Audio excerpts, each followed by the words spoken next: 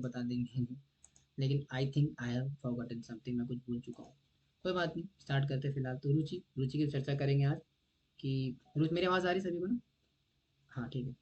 आपके microphone on रहेंगे, आप अपना डाउट्स वगैरह पूछते रहेंगे। रुचि, भक्ति में स्वाद का उदय। अब किस प्रकार से भक्ति के अंदर, भक्ति जीवन के अंदर हमारे जीवन में टेस्ट आता है ना?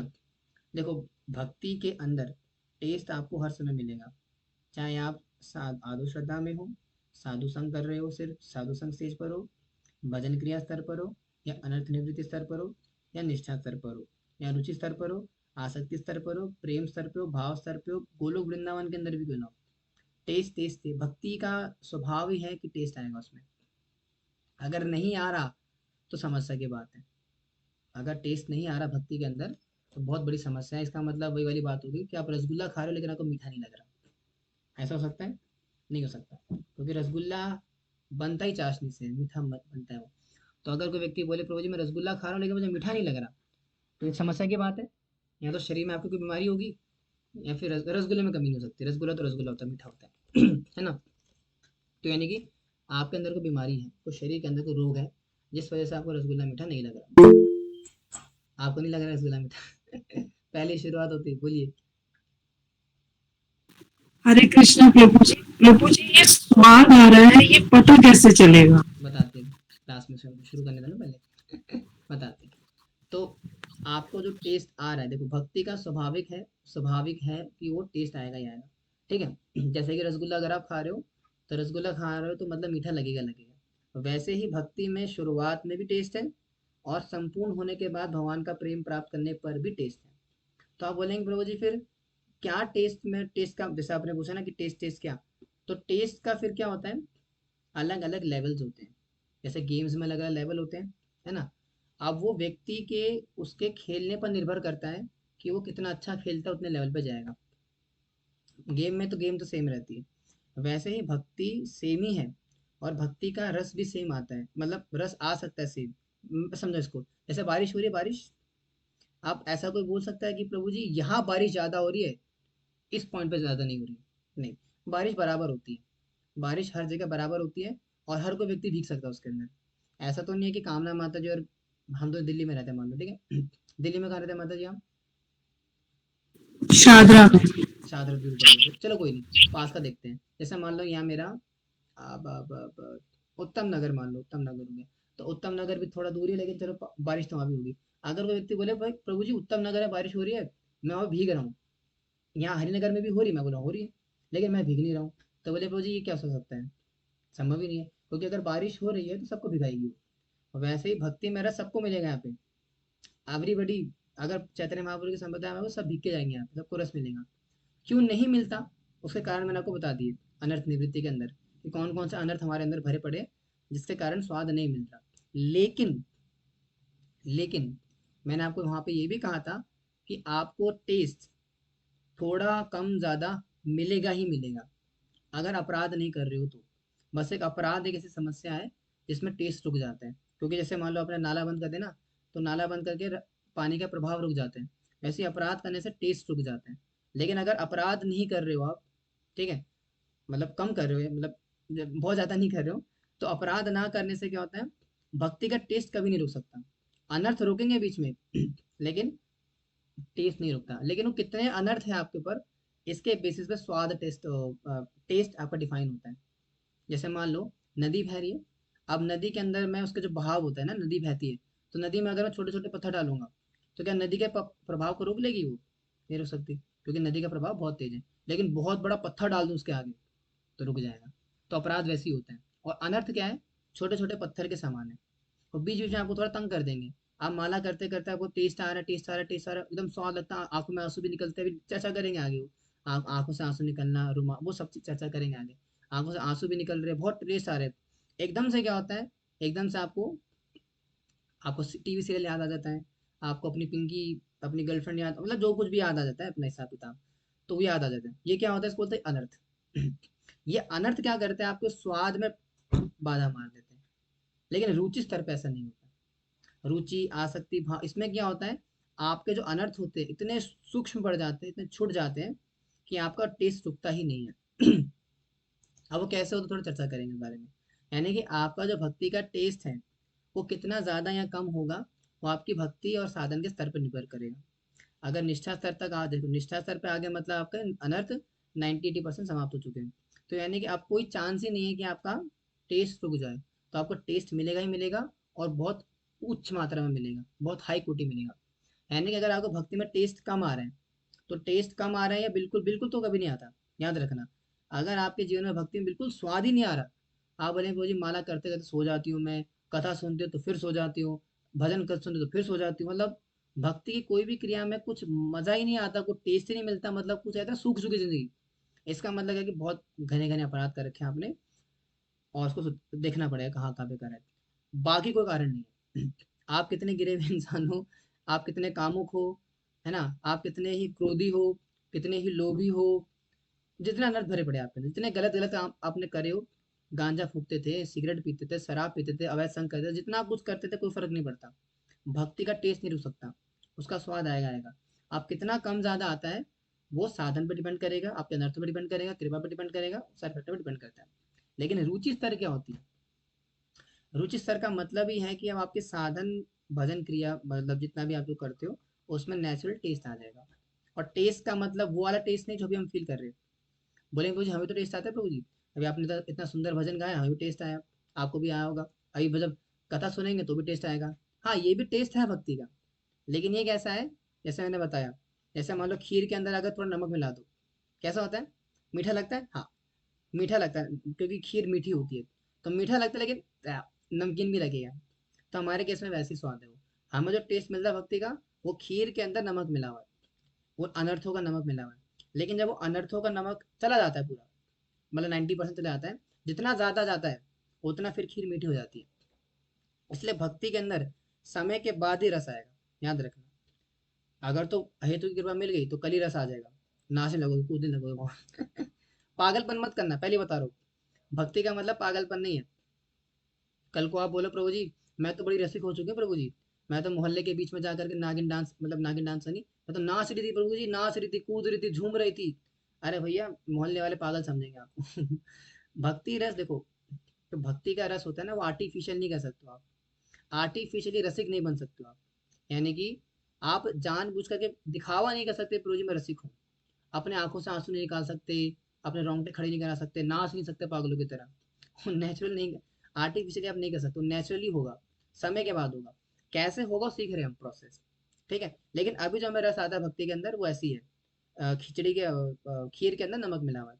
लेकिन जब रुचि स्तर पे आ जाएंगे, तब सब बदल जाता है। और ये पढ़ रहे हैं आज हम इसी बदलाव को समझेंगे, कि कैसे वही सब कुछ करके क्या आपकी भक्ति करनी पड़ती है या करने में मन करता है, क्या आप में आनंद आता है या सिर्फ गिनती पूरी होती है, मैंने वही बताया।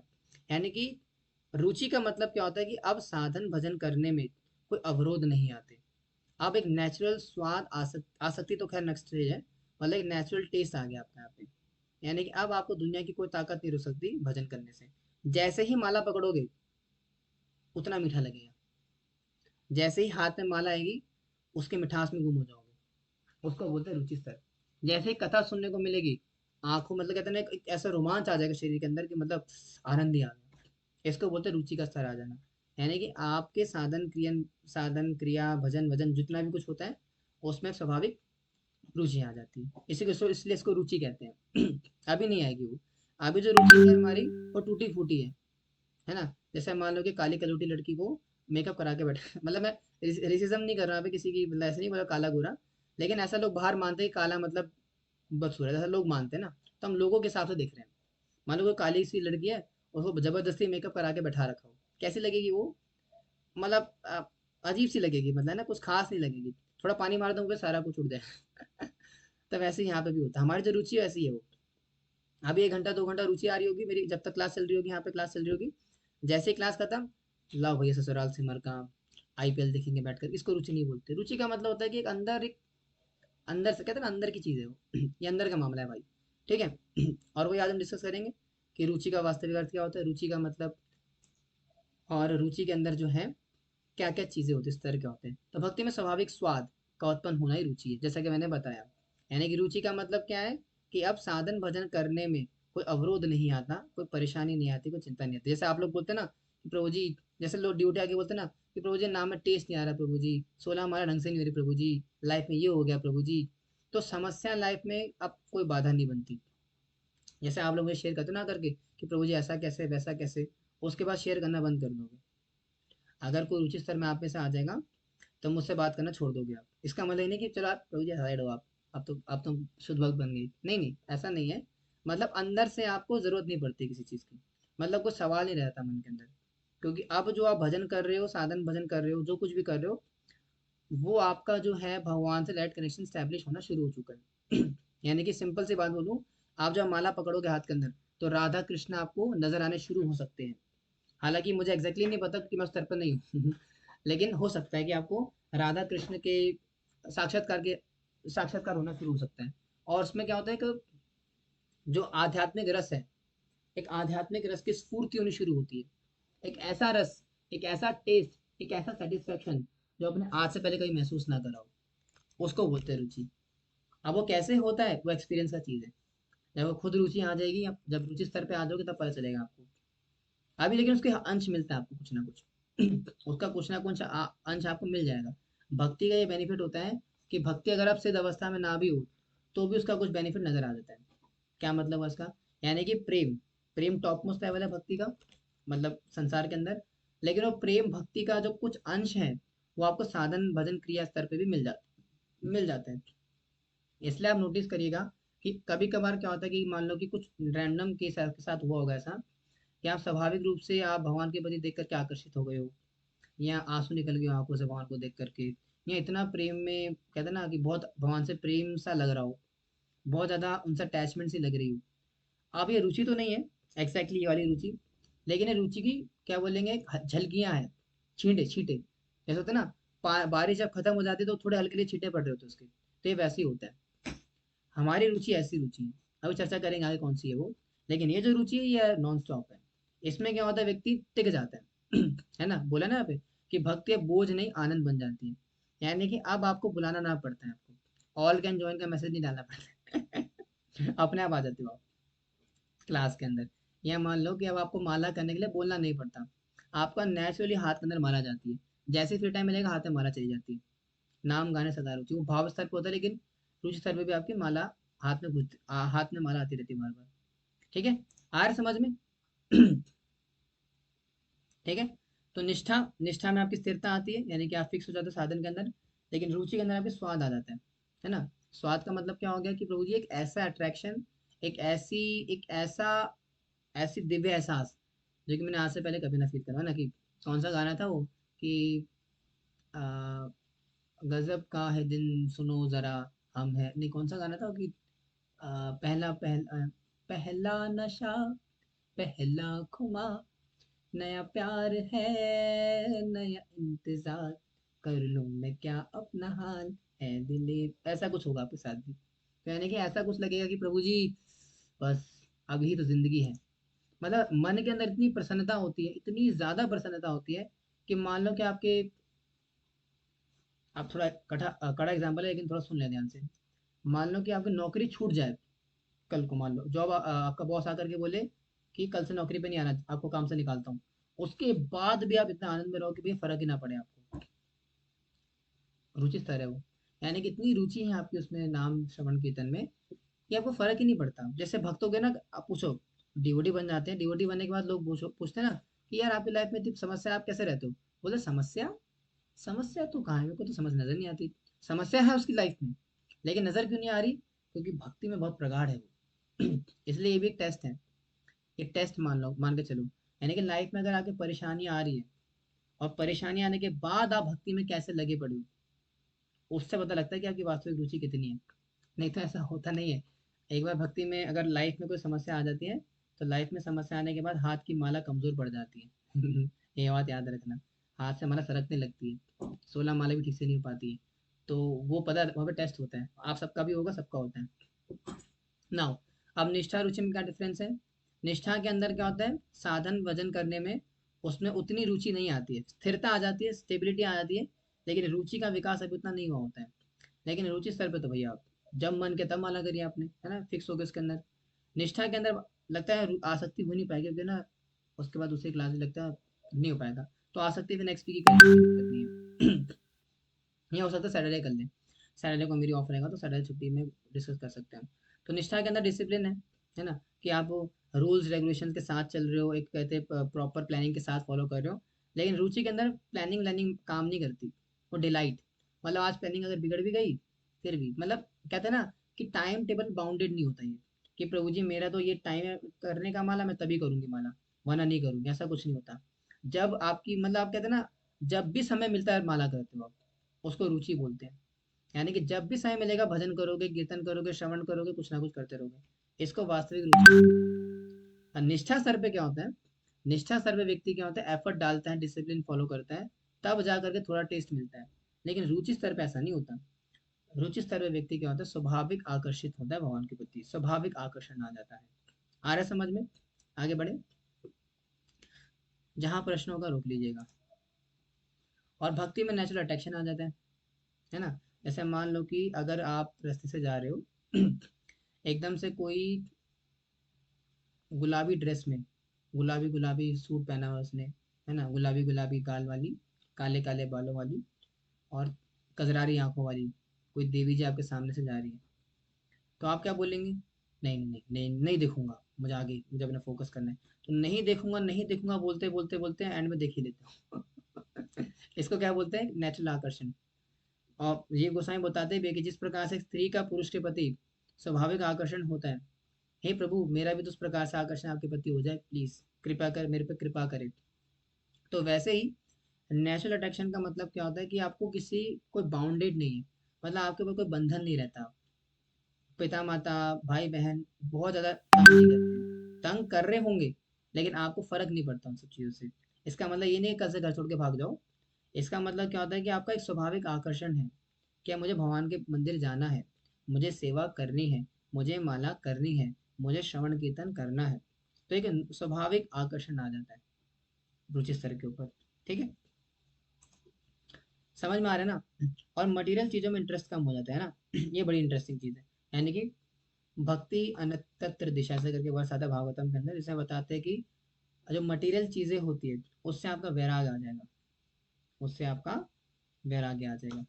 जैसे मान लीजिए अगर कोई व्यक्ति बोलता है कि प्रभु जी मैं ना बहुत ही मेरी भक्ति में रुचि है, लेकिन साथ ही साथ में इंस्टाग्राम भी बहुत चलाती हूँ, तो इसका मतलब क्या है, रुचि नहीं है। अगर इंस्टाग्राम चलाने में आपकी रुचि है, इंस्टाग्राम चलाने में आपको अच्छा लगता है, दैट मीन्स भक्ति में रुचि नहीं है ना। यानी कि जितनी आपकी संसार में रुचि है उतना उससे पता चलता है कि आपकी भक्ति में रुचि नहीं है। सिंपल सी बात। यानी कि भक्ति की रुचि इज इनिवर्सली प्रोपोर्शनल टू मटेरियल चीजों में रुचि। यानी कि अगर कोई व्यक्ति बोलता है कि प्रभु जी मेरी भक्ति में बहुत रुचि है, बहुत मेरा भक्ति के प्रति आकर्षण है, इंक्लिनेशन है, so that mean that person has the lesser interest in spiritual material life. Simple सा लॉजिक है ये। यानी कि आपकी मटेरियल लाइफ के अंदर आपका कोई आकर्षण नहीं रह जाता। ठीक है, यानी कि मटेरियल लाइफ के अंदर आकर्षण ना होना, दैट मीन्स आपकी रुचि आ रही है भगवान के प्रति। ये याद रखना। अगर आप बोलेंगे प्रभु जी मेरे को तो आज भी जो है ससुराल सिमर का देखना अच्छा लगता है, आईपीएल देखना अच्छा लगता है, मुझे तो आज भी क्रिकेट खेलना अच्छा लगता है, इसका मतलब क्या है कि रुचि अभी नहीं आई है, अभी और मेहनत करनी पड़ेगी। ठीक है, तो रुचि स्तर पे क्या होता है, इसमें इंटरेस्ट नहीं रहता है, दोस्त बनाना, फ्रेंड्स बनाना, गॉसिप्स करना, चर्चाएं करना, फालतू की बातें करना, वो सहेली की बात करना, उससे ऐसा हो गया, इसके घर पे ये हो गया, उसने तो नया फ्रिज ले लिया, ये वॉशिंग मशीन, ना लेसर इंटरेस्ट खत्म हो जाता है, उसको बोलते हैं रुचि स्तर। सिर्फ भगवान का नाम, गुण रूप लीला इस पे चिंतन करना है ना। कौन सा है कि मम मन मंदिरे, क्या है, दिया निशी, ऐसे करके है कि नाम नाम, कौन सा है भजन, कोई भजन याद नहीं आ रहा अभी, रुचि को बता ना कि आ, ठीक है याद आएगा तो बताऊंगा। समझ में आ रहा है क्या मतलब, क्या रुचि का वास्तविक।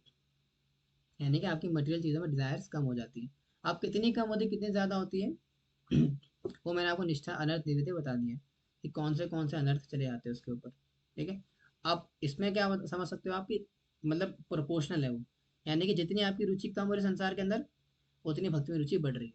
और जब बिल्कुल खत्म हो जाएगी, मतलब लेसर जीरो इंटरेस्ट, तब फिर रुचि आसक्ति सब पार कर जाते हो आप। तो यानी कि संसार में आपकी कितनी आसक्ति रुचि लगी पड़ी है, इससे पता लगता है कि आपकी भक्ति में कितनी रुचि है। समझे? क्या बोला मैंने? यानी कि भक्ति में रुचि पता लगता है व्यक्ति की कि संसार में कितनी उसकी आसक्ति लगी पड़ी है। अगर आज भी स्त्री के प्रति आकर्षित है, पुरुष के प्रति आकर्षित है, और घर, पैसा, बंगला, गाड़ी, इनसे आकर्षण है, तो मतलब भक्ति में भी रुचि उतनी पक्की नहीं है। पकानी पड़ेगी थोड़ी और। रुचि है, रुचि है, लेकिन अभी रुचि स्तर वाली रुचि नहीं है। अभी उसमें और आगे मेहनत करनी पड़ेगी उसको। आ रहा है समझ में? आगे बढ़ते हैं। कृष्ण कथा, नाम, सेवा में आनंद। तो इसके सिम्टम्स क्या बोलेंगे? जैसे माता जी पूछ रही थी, बोली कैसे पता लगेगा कि हमारी रुचि है? तो रुचि का मतलब पता लगता है कि आपका कृष्ण कथा में, नाम में, सेवा में कितना आनंद मिलता है। अगर क्लास का नाम सुनते तो शरीर में रोमांच आ जाता है, प्रभु जी क्लास होगी आज संडे में, आप ये बताने वाले हो, वाह कितना सुंदर है, कितना अच्छा कॉन्सर्ट सुनेंगे अब आपसे, है ना? कृष्ण कथा, नाम, हरि नाम, माला पकड़ते ही आनंद आने लगता है कि वाह, हरे कृष्णा कृष्णा कृष्णा हरे हरे, हरे राम राम राम हरे। एक एक शब्द के अंदर इतना रस छुपा है, इतना रस आता है, इतना आनंद आता है कि मतलब कुछ कुछ इसके अलावा कुछ लगेगा ही नहीं बराबर, इतना रस आता है। उसको बोलते हैं रुचि स्तर। वो क्या है आपकी रुचि स्तर है। यानी कि इतना स्वाद मिलेगा, इतना आपको मिलेगा आनंद की उसका कोई कंपैरिजन ही नहीं रहता। और सेवा में आनंद, यानी कि अगर वो व्यक्ति बोलता है प्रभु जी मैं ना, मेरी भक्ति में बहुत रुचि है। अच्छा, आपकी रुचि है भक्ति के अंदर, तो आप मंदिर में झाड़ू लगाओ। नहीं प्रभु जी, झाड़ू मुझसे नहीं लगे प्रभु जी, झाड़ू वाड़ू मेरे बस का नहीं, मैं तो नाम करता हूँ। तो ऐसा व्यक्ति क्या है, कपटी एक नंबर का। ऐसा हो ही नहीं सकता। यानी कि अगर आपकी सेवा के प्रति रुचि नहीं आई ना, भूल जाओ, भूल जाओ कि रुचि स्तर पर हो। यानी कि आप रुचि स्तर पे हो ही ना, नौटंकी कर रहे हो। अगर मंदिर में आपको सेवा दी जा रही है, माता जी आज जो है भगवान के लिए फूल माला बनानी है, और आप आ ही नहीं रहे हो, बोले प्रभु जी कौन करेगा, इतनी मेहनत का काम है, तो वो रुचि स्तर नहीं है आपका, अनर्थ अनर्थ निवृत्ति पे ही होगी आप। क्योंकि रुचि स्तर पे ऐसा नहीं होता। रुचि स्तर पे क्या होता है, सेवा बोलते ही बताओ प्रभु क्या करना है। जैसे आज हमारे मंदिर में सेवा लगी थी, स्लैब कास्टिंग की सेवा थी ना, और ड्रिंक्स वगैरह पिलाने पिलाने के सबको। तो ऐसा होता है, यानी कि सेवा का नाम सुनते ही, जैसे आप लोग अभी सेवा करें ना अपनी, क्या बोलते हैं अपना नए बैच के लिए, तो जैसे अगर मैं बोलूँ कुशा माता जी सेवा, बोले तुरंत हाँ बताओ माता जी, आप प्रभु की सेवा है, इसको बोलो, हाँ बोलो क्या हो, बोलिए। प्रभु जी सेवा का मतलब क्या मंदिर में ही जाके काम करना होता है कि आप ऐसे भी कर सकते हैं? भगवान के संबंध में, भगवान के संबंध में जो हो रहा है सब सेवा ही है। इवन आप तो प्रभु, स्पेसिफाई हाँ बोलिए। मंदिर में जाने का नहीं है कि मंदिर में जाके ही करो तो सेवा है वो? नहीं ऐसा कुछ नहीं होता, मंदिर की तरफ से भगवान के संबंध में होना चाहिए, भगवान के संदर्भ में। जरूरी नहीं कि मंदिर ही जाओ, अच्छा है मंदिर जाके करो तो अच्छा है, लेकिन मंदिर के मतलब भगवान के संबंध में होना चाहिए सेवा, इन कॉन्टेक्स्ट टू कृष्णा। अभी डिस्कस करेंगे चैप्टर वन में। प्रभु जी मैं एक बात पूछना चाहती हूँ, जैसे मैं वृद्धाश्रम जाती हूँ तो वो क्या मेरी सेवा है कि नहीं है? वो नहीं है? कर्म है, कर्म है वो, नहीं है वो कर्म, सब भगवान के ठीक है। संबंध में नहीं है ना, ठीक है? भगवान का संबंध होना चाहिए आपको। हाँ अगर आप वृद्धा आश्रम में जाकर के उन्हें गीता भागवत पढ़ा रहे हो, तो सेवा मानी जाएगी, भगवान को जोड़ दो उसमें। अगर आप सिर्फ मटेरियली सेवा कर रहे हो, जा कर खिला पिला रहे हो उन्हें, कपड़े धो रहे हो, बर्तन, वो सेवा नहीं होती, वो सेवा है, वो भक्ति में सेवा नहीं है। लेकिन वो अगर जा करके उनका हरिनाम करवा रहे हो, भागवत पढ़वा रहे हो, गीता पढ़वा रहे हो, तो फिर वो सेवा कही जाएगी, क्योंकि अब आप उनको कृष्ण के साथ जोड़ रहे हो, उसको सेवा बोलेंगे। लेकिन अगर ऐसे मटेरियली कुछ भी कर रहे हो तो फिर वो सेवा नहीं है, कृष्ण के संबंध में होना चाहिए। ठीक है, ऐसा।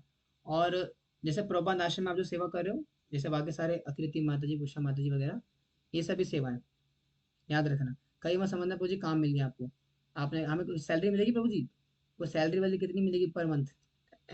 कल को आगे कोई बोले ना भैया, कोई सैलरी वाली नहीं मिलेगी यहाँ पे, सैलरी है कृपा, इसको सेवा बोलते हैं। निष्काम भाव से भगवान के लिए करना, इसको सेवा बोलते हैं। ठीक है, और इसमें आनंद आना चाहिए। आप बोले प्रभु जी आनंद, आनंद कहाँ आ रहा है प्रभु जी, तो झंझट का काम हो गया। और दिमाग खराब होने लग गया। अटेंडेंस बैलेंस, जैसे उषा माता जी कर रही है ना अभी, प्रभु जी यहाँ तो बैलेंस नहीं हो रही शीट, 3-4 बार मुझे बोल दिया आज सुबह से, प्रभु जी यहाँ पे ये नाम गड़बड़ हो रहा है, वहाँ पे वो ज्यादा हो गया, ये हो गया। यही यही आनंद है। अब बोले मुझे आनंद कहाँ है, तो समस्या है नहीं, इसमें आनंद आएगा। अभी समस्या लग रही होगी तो हो सकता है थोड़ा काम करना पड़ेगा, लेकिन इसमें आनंद आता है। भगवान के लिए चिंता करना, भगवान के लिए समस्या को लेना, भगवान के लिए टेंशन लेना, ये सेवा आनंद होता है, इसमें आनंद आता है। अभी नहीं आ रहा तो हो सकता है अभी थोड़ा रुकना पड़ेगा, लेकिन आता है, ये सेवा आनंद है। तो यानी कि आनंद आना आना चाहिए। अगर सेवा में आपके आनंद नहीं आ रहा, बोले कोई झंझट लगता है प्रभु जी कौन करेगा, मेहनत का काम है, तो फिर रुचि नहीं है।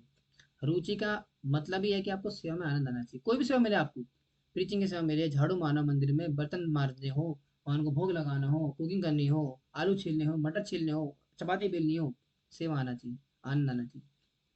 अगर नहीं आ रहा तो मतलब फिर भी मेहनत करनी पड़ेगी। और समझ में आया? आगे बढ़े, ठीक है। नाउ जैसे कि एग्जांपल देते हैं, थोड़ा कंपैरिजन करते हैं कि आज 16 माला राउंड पूरे करने हैं, ठीक है। इसको क्या बोलते हैं? आपका रुचि से कम का स्तर है, निष्ठा वगैरह के आसपास हो गया आपका। लेकिन आज जब में आनंद लेना है, इसको समझ लो कि आपके निष्ठा रुचि स्तर है। यानी कि माला करने के लिए सोचना नहीं पड़ता कि प्रभु जी आज 16 माला करूंगा मैं, नहीं, आपको पता भी नहीं लगेगा कि 16 माला हो गई है। इसको बोलते हैं रुचि स्तर। अभी क्या होता है, हमें पता लग जाता है प्रभु जी 16 माला, 16 माला करते करते तो हम आधे मर चुके होते हैं, हाफ डेड। बस अगर 16 की जगह प्रॉपर अगर 18 माला दी होती ना, तो हम हॉस्पिटल में होते हैं आज, इतना बुरा हालत हो जाती है।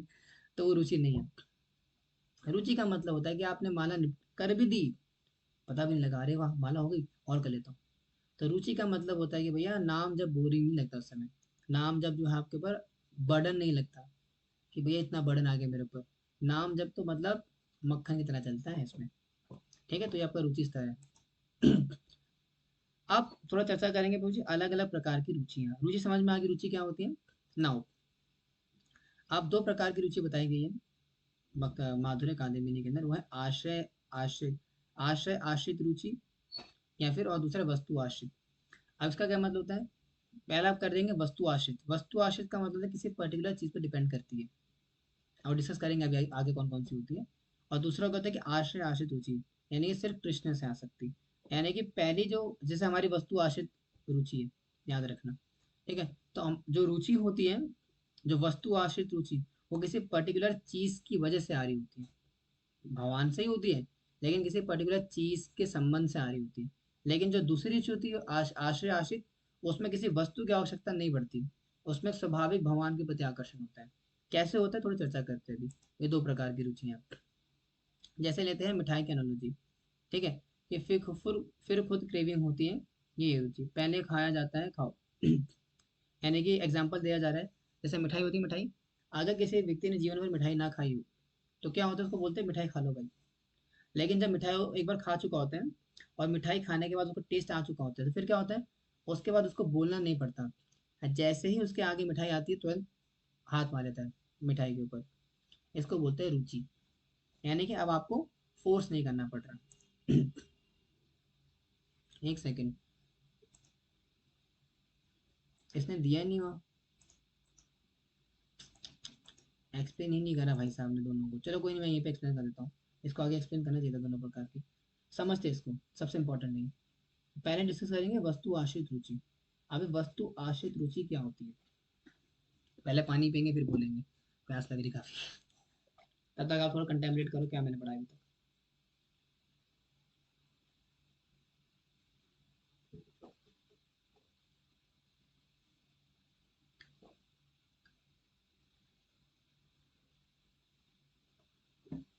कृष्णा। हाँ जी, तो types of Ruchi, devotee sleep क्यों कर रहे हैं? हम्म, तीन चार निकल के मेरे सामने, ऐसा क्यों? क्लास बोरिंग हो रही है क्या?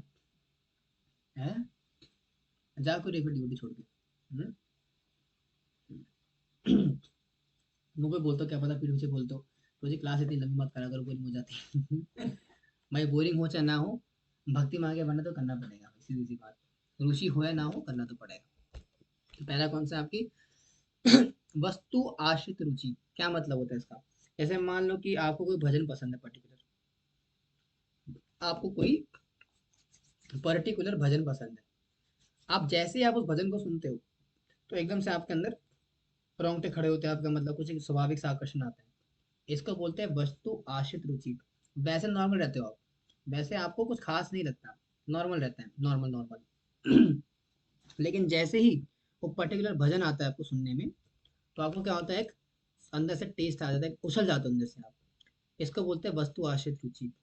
एग्जाम्पल के लिए, जैसे मान लो कि अगर किसी को कौन सा भजन है वो, कि जुबिन नौटियाल का, श्री कृष्ण गोविंद हरे मुरारी, हे नाथ नारायण वासुदेवा।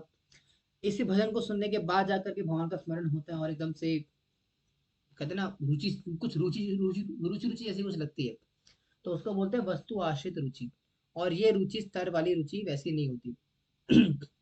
या बोलोगे ऐसा कि ये वो उतनी इंपॉर्टेंट रुचि है, उतना ज्यादा क्या बोले इसको महत्व नहीं दिया गया। यानी कि वस्तु पे आश्रित है, वस्तु पे डिपेंड करती है। यानी कि आपको किसी चीज की जरूरत पड़ेगी उसके अंदर, यानी कि आपको उस पर्टिकुलर भजन की जरूरत पड़ेगी भगवान से आकर्षण बढ़ाने के लिए, भगवान में टेस्ट लाने के लिए। उसको बोलते हैं वस्तु आश्रित रुचि। जैसे मान लो कि अगर कोई व्यक्ति बोले कि प्रभु जी मैं तो सिर्फ कुकिंग करता हूँ, मुझे सिर्फ कुकिंग करने भगवान का अच्छा लगता है, बाकी सेवा नहीं करते, कॉलिंग सेवा नहीं करेंगे, है ना। या चलो अभी से रिसर्च नहीं करते। जैसे मान लो कोई बोले, जैसे अभी प्रभात आश्रय एग्जाम्पल लेते हैं। जैसे मान लो अकृति माता जी बोली कि प्रभु जी मैं सिर्फ ना अटेंडेंस सेवा करूंगी, कॉलिंग सेवा मुझसे नहीं होती प्रभु जी। तो इसको क्या बोलते हैं वस्तु आश्रित रुचि। यानी कि आपकी पर्टिकुलर अटैचमेंट सिर्फ उस वस्तु से है, और उससे आपको आसक्ति रस जो भी आ रहा होता है, बाकी चीजों में आपको उतना कुछ खास इंटरेस्ट नहीं होता। इसको बोलते हैं वस्तु आश्रित रुचि। किसी पर्टिकुलर एक अंग से आसक्ति होती है। एक और एग्जांपल लेते हैं। जैसे आजकल के सो कॉल्ड लोग होते हैं ना, क्या होते हैं, काफी बाहर घूम रहे इधर उधर, चक्कर काट रहे हैं, बाबा जी को सुनते हैं रस रस के लिए। इसको बोलते हैं, हालांकि वो तो रुचि नहीं है, तो खैर कुछ कांड नाम पढ़ते हो गए, बिल्कुल ये हो गया। अच्छा चलो अब इसका एग्जांपल लेते हैं। जैसे मान लो एक और एग्जांपल लेते हैं। जैसे मान लो कि आपको जो है भगवान श्री कृष्ण की लीला सुनना अच्छा लगता है, तो लीला सुन करके आपको रुचि आती है। लेकिन बाकी सिद्धांत की बात आती है तो सो जाते हो आप, फिलोसफी जैसा सो जाते हो आप। तो इसको बोलते हैं वस्तु आश्रित रुचि। यानी कि उस पर्टिकुलर वस्तु पे निर्भर करती है, अगर वो रहेगी तो रुचि रहेगी, नहीं तो हट जाएगी। आया समझ में? आया? कोई डाउट इसमें? कौन सा समस्या नहीं है? तो इसको बोलते हैं वस्तु आश्रित रुचि। और ये हमारे साथ भी कई बार होती है, हमारे साथ भी थोड़ा बहुत होती है कि प्रभु जी जब प्रभु जब आप वाला भजन गाते हो ना, तब जाकर के मेरे को अच्छा करौंटे खड़े होते हैं मेरे। आज जो भजन गाया उसमें मजा नहीं आया इसको। ये वास्तविक रुचि, हमारी तो खैर रुचि ऐसी है। हमारी तो रुचि वस्तु आश्रित ही है, और हमारी रुचि भी टेढ़ी मेढ़ी है, मतलब कुछ खास नहीं है, रुचि स्तर वाली नहीं है। लेकिन यहाँ जो रुचि स्तर है उसमें क्या होता है, वस्तु के प्रति, उस पर्टिकुलर वस्तु से अटैचमेंट की वजह से रुचि आती है।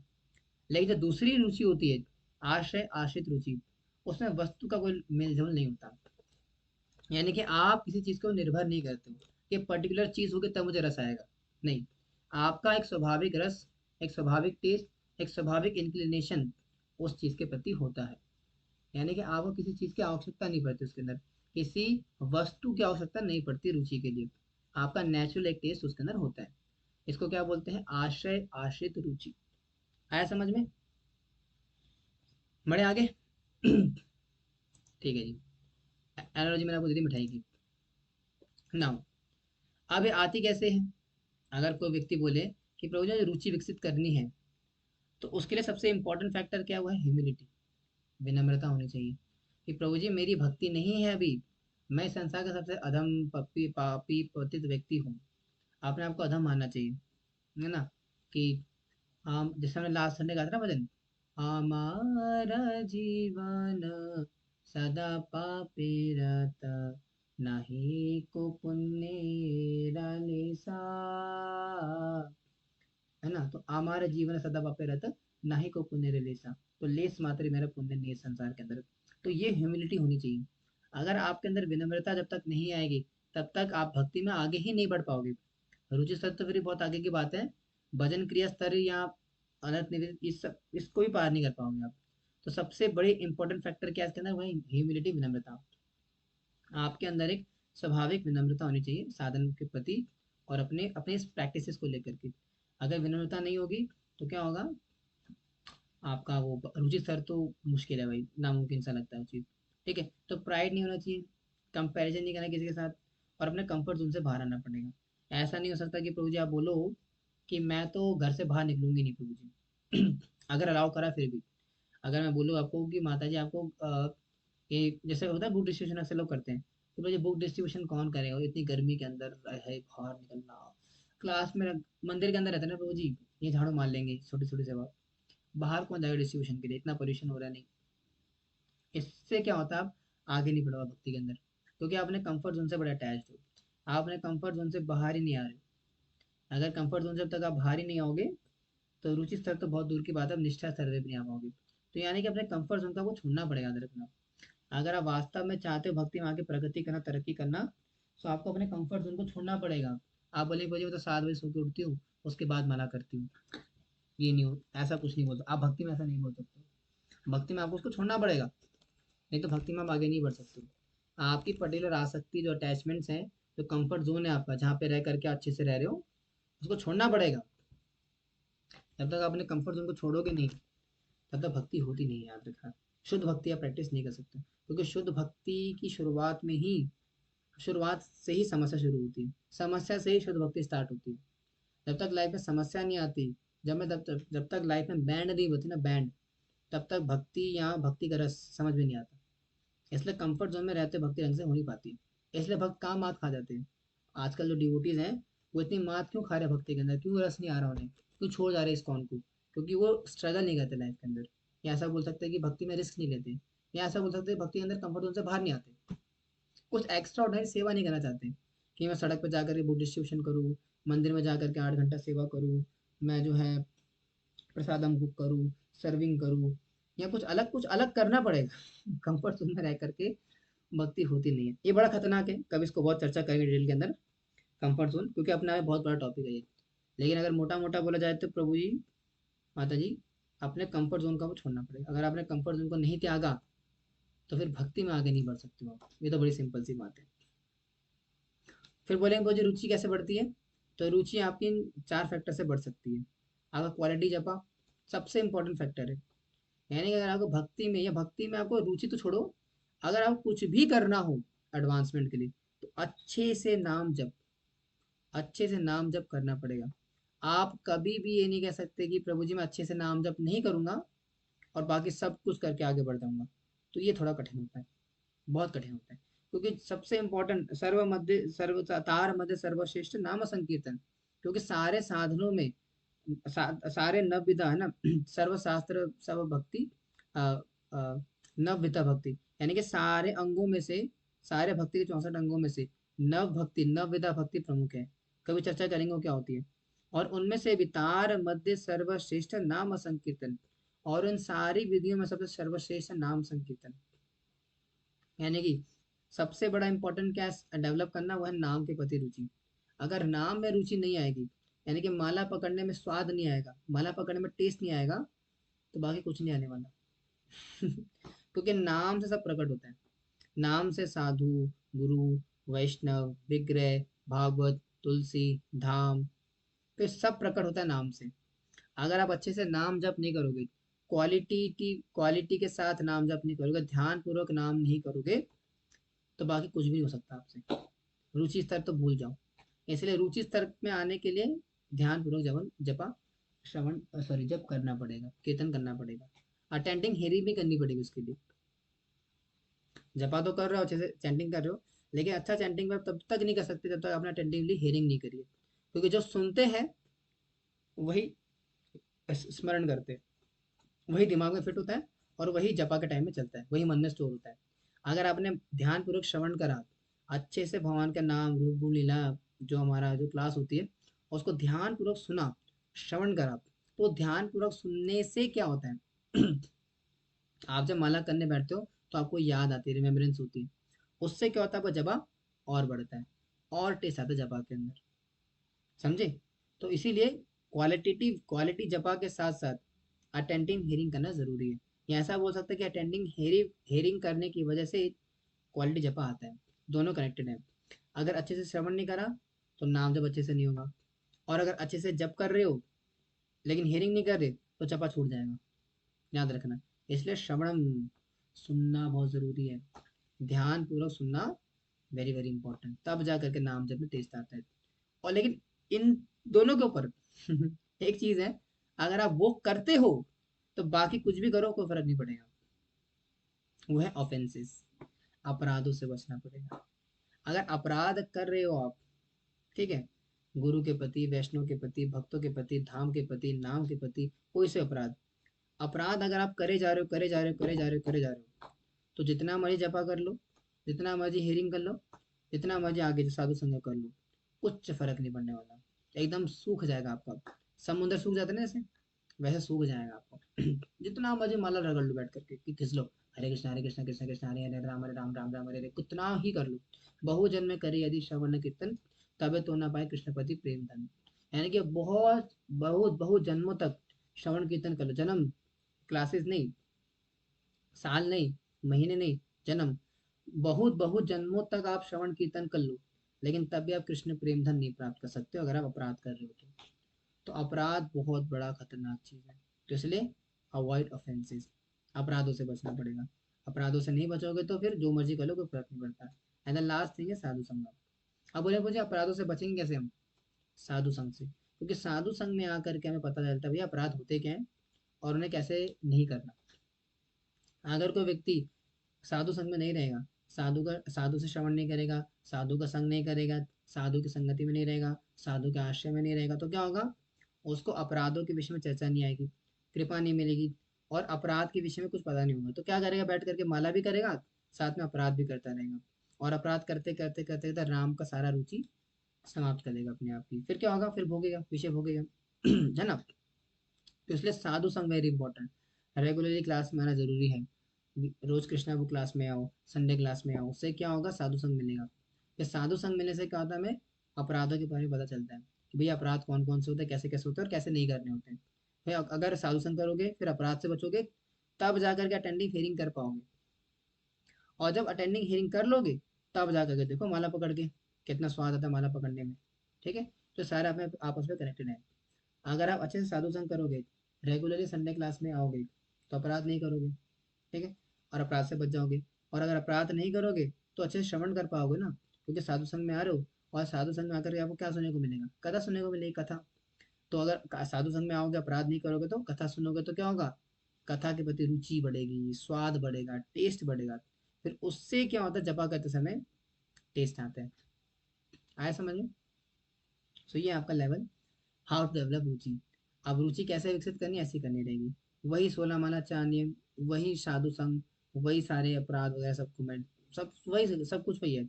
यानी कि आप जो चीज कर रहे हो उसी को करना है, और उसको करते करते ही आप वहां तक पहुंच जाओगे। ठीक है? हाँ, डाउट है? बोलो। नहीं? ठीक है। तो ये थी आपकी रुचि स्तर। अब इसका थोड़ा करेंगे आसक्ति के विषय में। क्या मुझे आप में आनंद आ रहा है? मुझे जब में आनंद आ रहा है, अपने से सवाल पूछो। क्या मैं माला करते करते टेस्ट ले रहा हूँ? क्या मुझे माला में स्वाद आता ही नहीं आता? क्या भक्ति नेचुरल लगती नहीं लगती? इससे पता लग जाएगा दो सवालों से कि आपकी भक्ति रुचि स्तर पे है कि नहीं। हालांकि शायद नहीं होगी लेकिन फिर भी चेक कर लो। अगर आपको जब में आनंद नहीं आ रहा, आप बोले मुझे बहुत जोर लगता है प्रभु जी, तो मतलब अभी रुचि स्तर पे नहीं हो। एक्सेप्ट करो, हम्बलनेस, हम्बल, विनम्रता लेकर के आओ। ज्यादा घमंड मत करो सर के अंदर कि प्रभु जी में बहुत रुचि मेरे अंदर, नहीं। उससे काम नहीं। विनम्रता, अहंकार से काम नहीं बनता भक्ति के अंदर। माता जी, प्रभु जी, आपको विनम्रता लानी पड़ेगी कि हाँ भैया मैं रुचि स्तर पे नहीं हूँ, मैं अनंत निवृत्ति स्टेज पर हूँ, मेरी अनर्थ निवृत्ति चल रही है, और मैं उसको बड़े ही सम्मान के साथ, विनम्रता के साथ स्वीकार करता हूँ, करती हूँ। ये प्रभु मेरे अंदर बहुत अनर्थ भरे पड़े हैं, मेरे आपके नाम के प्रति, भक्ति के प्रति बिल्कुल भी रुचि नहीं है, कृपया करके मुझ पे कृपा करें और मुझे भक्ति में आगे बढ़ाएं। ये भाव आपको ज्यादा आगे लेके जाएगा, रैदर देन की चौड़े होके घूमना कि मेरी तो बहुत रुचि है जी, मुझे तो बहुत अच्छा लगता है नाम। अपनार भजने रे कथा, ना कहीं भी यथा तथा। अपने भजन की कथा नहीं गानी चाहिए। नरोत्तम दास ठाकुर साफ साफ बोलते थे, अगर आपको नाम में बहुत रुचि आ रही है, टेस्ट आ रहा है, तो मत बताओ किसी को, मत बताओ कि टेस्ट आ रहा है, छुपा के रखो। बोलो प्रभु जी क्या, प्रभु जी हम तो सीख रहे हैं प्रभु जी, हमारे तो कहाँ रुचि प्रभु जी नाम में, ऐसे ही बोलना चाहिए। ठीक है? तो जब भक्ति ड्यूटी से डायरेक्ट बन जाए, वह रुचि कहलाती है ना? तो यानी जब भक्ति में नाम में टेस्ट आ जाए, दैट मीन्स इट बिकम्स रुचि। तो आज ऑब्जर्व करें, जब मैकेनिकल जप है जॉयफुल, कितना आनंद आ रहा है भक्ति के अंदर, जब करते समय कितना जॉय मिल रहा है, ये कितना मैकेनिकल हो रहा है, हरे कृष्णा कृष्ण कृष्ण हरे राम राम राम हरे हो रहा है। इससे पता लग जाएगा कि कौन सी स्टेज है। हरे कृष्णा। ठीक है? इसके साथ हमारी रुचि स्तर खत्म समाप्त होती है। लेकिन अभी जाना नहीं, आसक्ति भी करेंगे थोड़ा सा, थोड़ी चर्चा करते हैं।